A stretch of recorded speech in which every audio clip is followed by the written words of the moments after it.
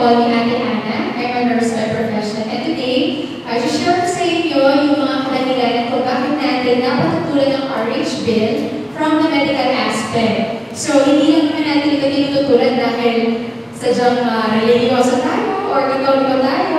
So, marami pang ibang dahilan kung bakit natin ito tinututulan. Okay, so next please. So, before I start my presentation, meron akong good news tsaka bad news. Hindi bang malaman kung ano yun? Sige, good news muna.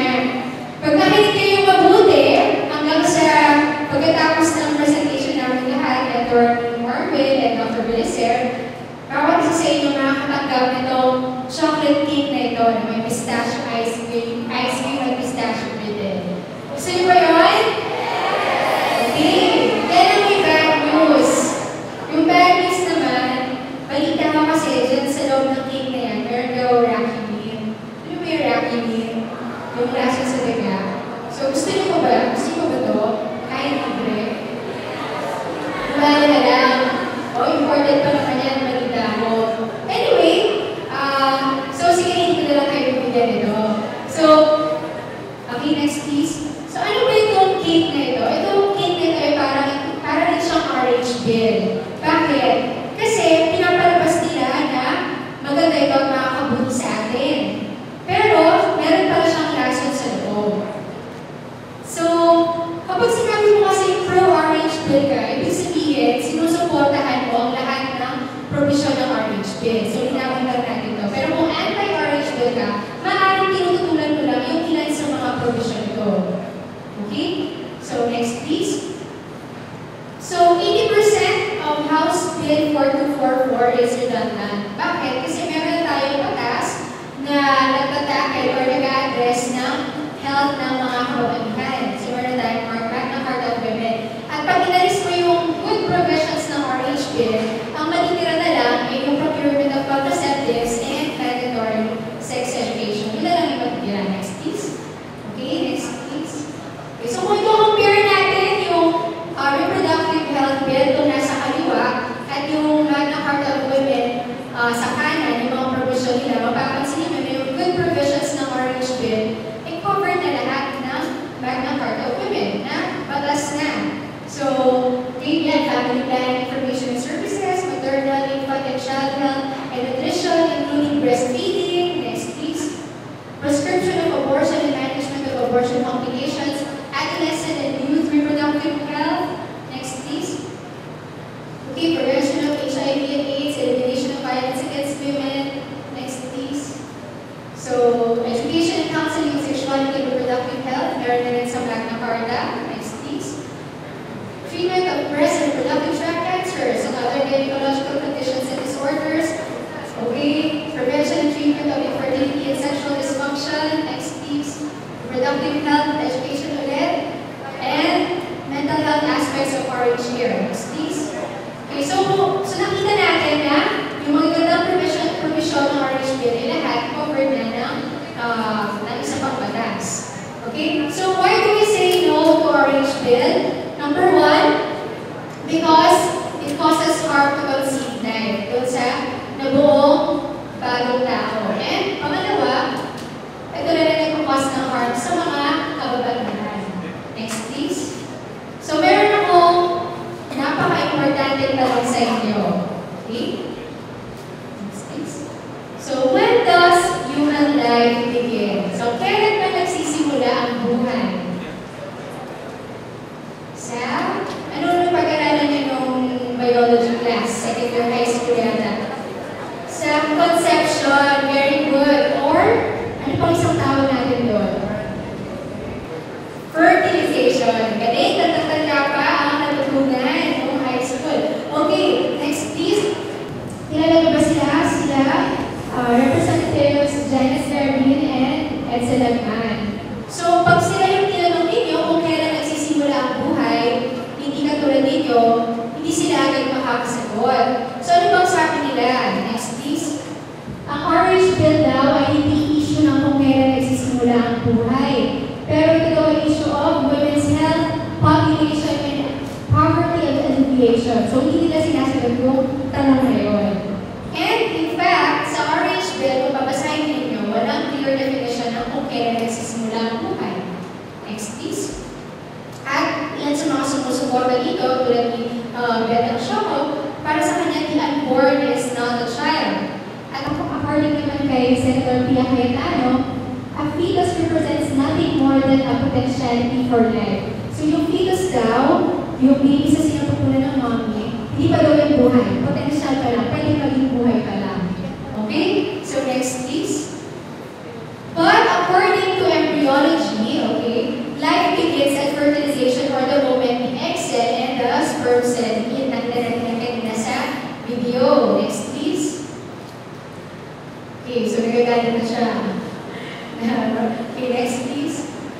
Ayon din sa mga embryology books na ginagamit ng mga embryologists at gynecologists, obstetricians, okay, ang buhay ay nagsisimula sa isang cell na tinatawag na zygote. Pinabuo ng egg cell siya ng sperm cell. Okay, ilan lamang yan sa mga halimbawa. Next please. Okay, kahit yung book namin sa nursing, itong Essentials of Human Anatomy and Physiology, meron bang mga nurses dito or nag-take up ng nursing? Okay, wala. So ito, ginamit namin ng college, nireview ko siya, and nag-issue itong RH Bill. Sabi rito, the zygote represents the first cell of the new individual. So malinaw na malinaw. Next please. At kahit ang Philippine Medical Association, sabi rin nila, life begins at fertilization. So bakit natin kailangan malaman or linawin kung kailan talaga nagsisimula ang buhay? Kasi sa RH Bill, kapag nagpasa itong RH Bill na ito, pupuntuhan natin ang mga artificial contraceptives na maaaring tumitin sa buhay nitong bagong tao. So alamin natin kung ano itong mga artificial contraceptives na ito. First, we have yung pills and injectables. So kanina sa video nakita natin yung tatlong mechanisms of action. Yung una, pinaprevent niya yung paglabas ng egg mula sa ovary at tawag doon ovulation. Okay, yun yung estrogen, yun yung function niya. Then, kapag hindi siya 100% successful, pag na-release yung egg, ang isa pang mechanism of action ng pill ay pinipigilan makarating yung sperm cell sa egg cell. So, wala pa rin mangyayaring fertilization. Paano kung nag-meet ang egg cell at ang sperm cell? Ano yung third mechanism of action ng pill? Ina-alter niya yung uterus ng mommy, yung sa may bahay bata, doon dapat kakapit yung si baby. So, pinapalipis niya. So, by the time na makarating si baby doon sa uterus, wala na siyang kakapitan. So, lalabas na lang siya sa katawan ni mommy kasama ng kanyang menstruation. Hindi alam ng mommy kung may baby na pala doon o wala. So, it's also called microabortion. Next, please. Okay, next. Okay, so ito naman yung IUD or intrauterine device. Okay, it has the same effects. Yun nga lang, mas marami siyang harmful effects sa health naman ng babae. Pero it also has pre- and post-fertilization effects. Next, please. Okay, emergency contraceptive or morning after pill. Mas mataas ang dose ng progestin dito. Para sigurado kapag ba't kaya nag-aalala yung babae dun sa picture.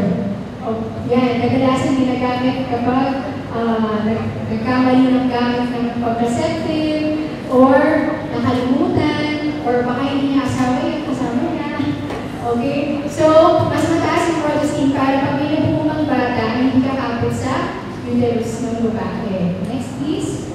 Okay, so marami tayong mga pag-aaral na nagpapatunay na may mga ganitong mechanisms of action ang mga hormonal contraceptives. Please. Okay. So, day 7, wala na. Patay na si baby. Next, please. So, ngayon naman pag-usapan natin yung harm to women. Para nga ba sa kalusugan ng ating mga kababaihan ang reproductive health bill, itong mga artificial contraceptives, medically safe ba sila? At pupuntuhan natin sila ng 13.7 billion pesos kada taon. So, alamin natin. Okay, next please. So, sabi nila ang RH bill daw ay bibigyan tayo ng choice. Tayong mga kababaihan. So, ano ba itong mga choices na ito? kapag nag-take ka ng oral contraceptive pills, maaari kang magkaroon ng breast cancer, cervical cancer, venous thrombosis. IUDs, pwede kang magkaroon ng ovarian abscess, actinomycosis, cervicitis, and stones. Kung depo-provera naman or injectable, maaari kang magkaroon ng osteoporosis. So, datakin natin ito ang okay. So, ito yung venous thrombosis. Ano pansin niyo? Doon sa may, isa niyang binti, isang leg niya, namamaga. So, ano ba yung venous thrombosis? Yun yung pagmumuo ng dugo. So, yung blood clot. So, anong mangyayari kapag yung namumuong dugo na yun napunta sa puso? O mamamatay dahil sa heart attack. Kung mapunta naman siya sa brain, anong mangyayari yun? Brain attack, very good. Stroke. Kung napunta naman siya sa lungs, pulmonary embolism, or mahirapan siya makahinga. Kung sa mata, maaaring mag-cause ng blindness. Okay, so ito, example to ng namamanas na binti. Probably doon napunta yung blood. Next, please. Okay, so sa Netherlands, isang pag-aaral doon, 1,524 out of 1,760 pill users, okay, had an increased risk of venous thrombosis. So that's more than 80%. That's nearly 90%. Okay, next please. And according to news, based on Reuters last year, okay, sa yung ito particular brand ng pill, maaaring magdulot ng pag-increase ng risk para magkaroon ng venous thrombosis. Next. Ito naman si Charlotte Porter, isa siyang 17-year-old young lady from UK. So, nag-take siya ng oral contraceptive pill. Bakit kaya? Palagay ninyo. Para hindi mabuntis. Yun yung purpose talaga kung ba siya na-manufacturing ba. Pero ina-advertise din kasi siya as pampaganda ng boobies. So, para hindi siya magka-pimple. So, ginamit niya for 2 weeks. Tapos, after 2 weeks, nakaramdam na lang siya ng pain sa left leg niya, sa lower leg. Tapos, so, nung naramdaman niya yung pumunta siya sa emergency department ng hospital. So, nag-undergo siya ng tests, and while waiting for the results, nag-collapse na lang din siya, doon na rin mismo, and after just a while, namatay na rin siya. Same day. So, ganun kabilis ang pangyayari. So, nung in-x-ray nila, nakita nila na yung cause pala ng kanyang death ay mga blood clots sa lungs. So, she died of pulmonary embolism. Next, please. Next, please. Okay, in Sweden, okay, they studied the incidence of childhood stroke, and they found out that one of the causes was the use of oral contraceptive pill. Imagine, ang age ng mga pinag-aaralan nilang population or yung mga pinag-aaralan nilang mga bata ay mga 13 years old, pero gumagamit na ng pill. Kasi sa ibang bansa, meron na silang reproductive health law. So, kahit anong edad, kahit anong gender, kahit payagan ng magulang o hindi, karapatan niya na makatanggap ng artificial contraceptives kung gusto niya. Next, please. Okay, sa Netherlands, okay, 97 stroke patients were studied, and they found out that 58.8% were women, and of the 58.8%, 42.9% were using the oral contraceptive pill. Next, please. Next, please. Okay, so aside from venous thrombosis, ito madalas nyo siguro na marinig, nakakapag-increase din ng risk magkaroon ng breast cancer ang mga combined oral contraceptive pills. Next, please. Okay, so this is a study in the US. So they found out that levonorgestrel used in the oral contraceptive pill increases your risk of getting breast cancer. Next, please. And sa Philippines, sa UP Manila, ginawa na study ng UP Manila, ang sabi sa study nila, even if you stop taking the pill, you're still at risk of getting breast cancer in the next 10 years. Okay, next please. O ito, World Health Organization na mismo ang nagsabi, International Agency for Research on Cancer, they classified combined oral contraceptive pills as group 1 carcinogens. Ano ibig sabihin nun? Kalibel niya ang arsenic, asbestos, tobacco sa pagkakos ng cancer. So, kung healthy living ka, vegetarian ka talaga, tapos nagpipili ka naman, so parang ganun din. Magkaka-increase mo rin yung risk mo magkaroon ng cancer. Next, please. And now, if you've been taking the pill for 5 years or more, you're already at risk of getting cervical cancer. So this is according to a study from the Oxford Journals. Next, please. So, hindi lang naman pala babae kayo nang affected ng paggamit ng mga oral contraceptive pills. Ngayon, pati mga lalaki. Bakit? So, yung synthetic hormones kasi nakasama sa mga pills, yung excess doon lumalabas lang sa katawan ng mommy in the form of the woman in the form of urine. So, sa water supply, napupunta siya, and yung excess na yun, kapag hindi siya nasala, maaaring ma-intake ng mga kalalakihan. Okay, next please. So, turns out, next please. So, meron din palang harm to men ang orange pill. Next please. So, ito recently lang, just last month, so according to US Bayer, will have to pay at least $110 million in settlement for the lawsuits against their company kasi marami nang injuries na dinulot yung mga pills nila.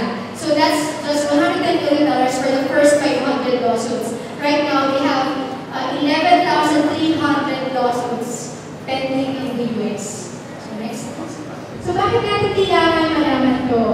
Mabuti na malaman natin ngayon yung katotohanan bago natin mabasa yung mga brochures ng mga nagpapakalat ng mga myths. Tulad nito, from one of the materials of the Kaan. The orange pill will reduce cancer deaths. So, combined pills actually reduce the risk of endometrial and ovarian cancers. Contraceptives do not heighten cancer risk. So parang pinapapili tayo kasi yung pills naman daw nakapababa yung ovarian and endometrial cancer. So, ano pili ka? Breast cancer o ovarian cancer? Next, please. Ito naman, from Mulan Pinoy.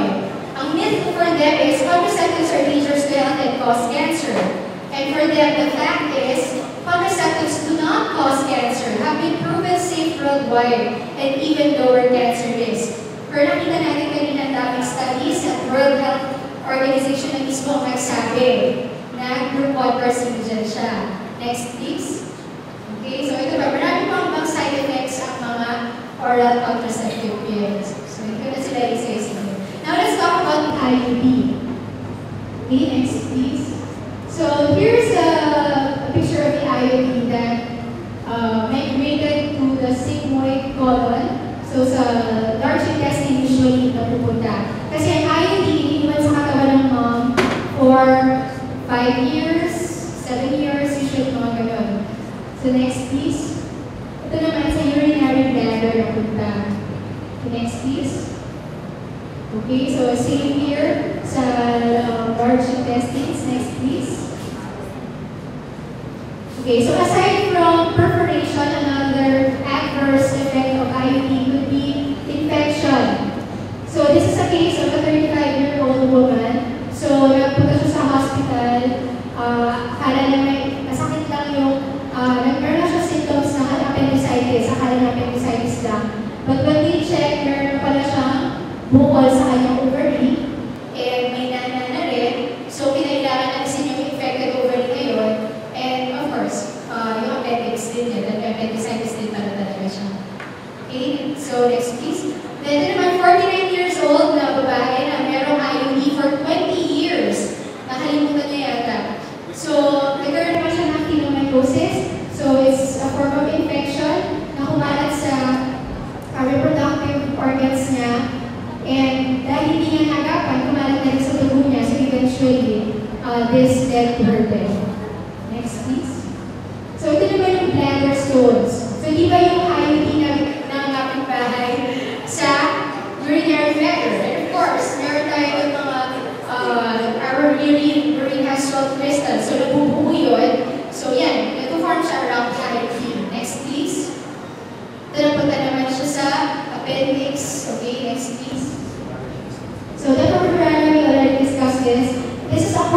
the information, prescribing information of Pfizer. Pfizer na mismo gumawa nito at sila na rin ang nagsabi that the use of Depo-Provera can increase the risk of getting osteoporosis. Next, please. Okay, so ngayon, hindi lang pills ang nagkakos na nag-increase ng risk magkaroon ng breast cancer. Pati injectables na rin yung Depo-Provera. This is according to our recent news. Next, please.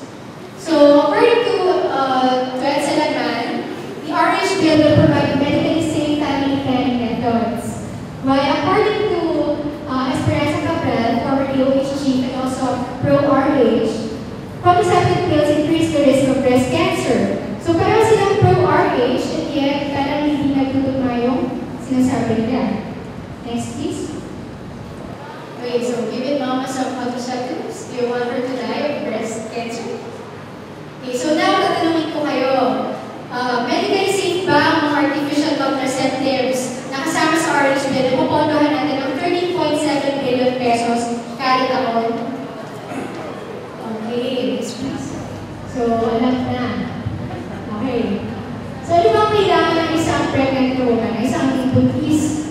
So, ito lang naman. So, for ferrous sulfate, yung mga gamot, ferrous sulfate and iron supplement, folic acid supplement for the normal development of the brain and the baby, calcium supplement. Next, please. Prenatal care, postnatal care, diet and nutrition watch. So, mga libreng services na ganito, na cover na ng Magna Carta of women. Next, please. Okay. So, sabi nila, 11 women die of childbirth complications every day. Narinig nyo ba yun? Although kinompute namin siya, hindi naman lumabas ng 11. But anyway, sabihin natin ng 11. But do you guys know that, next please, 75 Filipinos die of tuberculosis every day. And, next please, 9 Filipinos die of heart disease every hour. So, 24 times 9, so compute nyo na lang, yun yung namamatay every day. So, hindi pa parang mas kailangan yata natin ng respiratory health bill, cardiovascular health bill, di ba? Para i-address itong mga, tulad pa, ito pa yung mga ibang sakit. So, top 10 causes of mortality or death. So, diseases of the heart, pneumonias, accidents, cancer, pulmonary tuberculosis, renal failure, diabetes mellitus, asthma, peptic ulcer, liver cirrhosis. So, this was from the website of DOH. So, wala naman dyang maternal complications. Okay, next please. And do you guys know that breast cancer now is the leading cause of cancer death in the Philippines? Dati lung cancer and liver cancer, ngayon number 1 ang breast cancer. And tayo na rin, Philippines na rin ang may highest incidence of breast cancer in Asia. And pang number 9 naman tayo in the whole world. So, ngayon pa natin gusto magpasa ng bill na magpupondo ng mga pills na nagpapos na nag-increase ng risk magkaroon ng breast cancer. Okay, next please. So, sabi nila, wala naman daw abortion sa RH bill. May nakapagpasa na ba dito ng RH bill? Meron na. Okay. So, wala din sinabi pa na i-legalize ang abortion. Parang kung babasahin mo lang siya, papasadala, parang wala naman, di ba? Pero, so yun ang sinasabi nila. Bigyan na lang daw ng artificial contraceptives para hindi mabuntis, para walang i-abort. Yan ang yaka ang case. So, tignan natin. Next, please. So, more contraceptives, fewer abortions. Actually, flawed itong premise na to kasi they assume that contraceptives work 100% of the time. Nakalimutan nila na may mga failure rates. Okay, next please. So, in other countries, for example, in the US, according to Guttmacher Institute, more than 50% of the women who had an abortion was using an artificial contraceptive. So, bakit gano'n nagpapa-abort pa rin kahit gumagamit ng artificial contraceptive? And then, here are the rates of the different artificial contraceptives.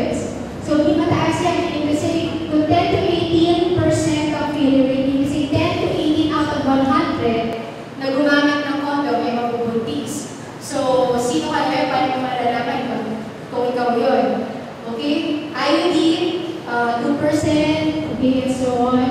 Next, please. And mas mataas actually ang failure rate niya sa pag-prevent ng spread ng HIV. Because yung virus mismo, mas maliit siya doon sa pores or sa holes ng condom. So, next please. And according to Harvard AIDS expert, okay, si Edward Green, Harvard AIDS expert na mismo nagsabi na hindi effective means ang paggamit ng condom sa pag-prevent ng spread ng HIV. Bakit? Kasi meron tayong tinatawag na risk compensation phenomenon. Meaning to say, the more you think na protected ka because of that condom, the more you engage in risky behavior. So parang raffle lang yan. The more NVC submit, the more chances of winning. Parang gano'n. Okay, so anong sabi niya? Ano ang 2 effective ways to prevent the spread of HIV? Dalawa lang yun. At hindi magastos. So one is, if you're not married, abstinence. And if you're married, so be faithful to your husband or your wife. So, dun sila nagkasundo na both. Okay, next please. So, sa China, abortion is used as a backup method for contraceptive failure. Next please. So, alam niyo ba na sa US, hindi rin naman legal ang abortion noon? In fact, yung paggamit ng mga artificial contraceptives, hindi rin siya accepted. Pero ngayon, di ba, sobrang tanggap na. Yun yung culture nila. Noong 1938 to 1960s, tinatag ni Margaret Sanger yung American Birth Control League. So, dahil pangalan pa lang American Birth Control, hindi na siya tinanggap ng mga Amerikano noong araw. Conservative pa sila. So, pinalitan nila yung pangalan. Ginawa nila Planned Parenthood Federation of America. So, eventually, 1962 to 1974, na-approve na rin yung sale ng birth control pill. Okay, next please. Then, noong 1970, nung naging president si Richard Nixon, nagkaroon sila ng Family Planning Services and Population Research Law, ginawa ng law. So, parang reproductive health law rin siya, family planning law. So, that was in 1970, and 1973, 3 years later, abortion has become legal in every state in the United States. So, just in 3 years, naging legal na yung abortion. So, dati wala rin sila, illegal rin yung abortion sa kanila. So, what makes us think that that could not happen in our country? Next, please.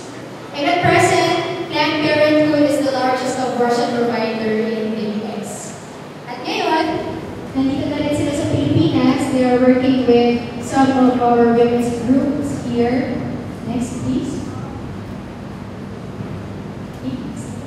Okay, so we're not saying, okay, so let's just clarify that just because we're against the use of these artificial contraceptives doesn't mean we're encouraging people to just, reproduce, sige lang, parami kahit hindi kaya supportahan. Hindi gano'n. Kasi meron namang natural family planning. And ang common misconception is, old-fashioned na siya and hindi effective. But, if you research on it and scientifically speaking, okay, it actually has a 98.5 to 100% success rate. So, sa mga artificial contraceptives, pinakita ba kayo yung 0% failure rate? Wala na. Pero ito lang yun. Yung may highest success rate. It is convenient and inexpensive. So, hindi mo kailangan gumastos. Kung kailangan mo lang dyan ng chart, pen, pencil, cooperation of your husband. Does not cause cancer, venous thrombosis, or other diseases, so walang side effects. Does not break the sexual act, and encourages shared responsibility by the woman and her spouse, which can enhance the relationship. So sa paggamit ng artificial contraceptives, wala nun. Kumbaga babae lang talaga yung bahala sa paggamit ng mga pills na yan. Okay, IUD. Next, please. So, one example is the Phoenix ovulation method. And yung sarili natin, personal and experience. So, and very high ang success rate. Up to, yung personal I think is 99.9%. But I will not teach you how to do that since hindi pa naman natin yung kailangan. Okay, next please. So, let's just observe the growth of the fetus. So I'm about to end my presentation. So this is how a 4-week fetus looks like. So meron na siyang heart, liver, eye, brain. So pansin niyo, kompleto na. Tao na talaga siya, hindi siya dugo lamang. Next please. Ito siya at 6 weeks. Then, next please. At 8 weeks. Next please. So 1.5 months, 2 months, 4 months. Okay, next please. Yan ang paan ng 11 weeks na sanggol. Next please. So ito naman 20 weeks na siya. Papaikot-ikot na siya. 22 weeks, mahal siyang lolo. Diba? 24 weeks. Okay, next please. So, ito isura ng baby sa ultrasound. So actually, yung mga moms, alam niyo ba na sa Amerika, yung mga mom, mostly yung mga nanay na may balak magpa-abort, pag nag-ultrasound sila, nagde-decide sila na huwag na ituloy yung abortion. So, nakita kasi nila na tama pala. So, maganda yung ngayon nakikita na natin, na tao pala sila. Next, please. Yeah, so, sa 3D. Next, please. At ngayon, modern na. So, 4D ultrasound. Gumagalaw lang. So, nakikita mo yung movement ng baby mo sa loob. Okay? So, next, please. So, let me end my presentation with the story of Nina. So, sino ba si Nina? Pakilala ko sa inyo. Ah, si Nina. Yan si Nina. Okay, ako rin. Nina rin yung nickname ko. Okay, so next please. Ito si Nina. Nakikita niyo ba siya? So, nasa ultrasound. Nasa loob pa lang siya na sinabog ko rin ng mom niya. Next please. So, yan. Mas malinaw. Nakikita niyo na siya. Okay, so si Nina, nasa womb pa lang siya ng mom niya. Na-diagnose na siya to have this congenital disease called trisomy 18. So, meron siyang problem with her chromosomes. So, mababa yung chance niya na mabuhay kung ipanganak man siya. Yung parents niya, Filipinos, nakatira sa US. So, yung doctor nila, sinabi sa kanila na mababa naman yung chance mabuhay, binigyan sila ng option na i-abort si Nina. So, first baby nila yan, si Nina. So, it was really difficult for them to make the decision. But, napag-decision natin nila na ituloy ang pregnancy. So, i-keep si Nina. So, that was in 1999, recession yan sa US. So, ginawa nila ng mag-asawa.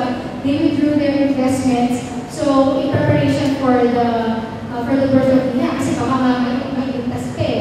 So, sakto, nung nagkaroon ng recession, nakuha nila lahat ng investment nila. Buti na lang, kasi kung hindi, malamang nag-bankrupt sila. So, angel talaga si Nina. Next, so pinanganak si Nina January 28, 2000. Pansin niyo, masyado siyang maliit, di ba? And, paputla. Pansin niyo, dapat ang baby pink pag pinanganak, no healthy baby. Next, please. Then yung dad ni Nina. Okay, so yung mom. Ito yung lola niya. So yun yung doctor nila na nag-suggest na i-abort yung baby. Pero nagkaroon siya ng change of heart because of the decision of the couple. Kasi sa US nga yung may chance mabuhay, di ba? Na-abort. Ito, halos walang chance mabuhay, pinili nilang buhay. Next, please. So yan, say goodbye. Nina also died at the same day. Next, please. So she lived for just 1.5 hours. But according to her mother and father, the 1.5 hours na that was the best moment of their lives. Kasi they saw Nina as a gift, and they chose for her to die in their arms than to die in the hands of an abortionist. So, sana tayo din, that's how we value life, no matter how small or the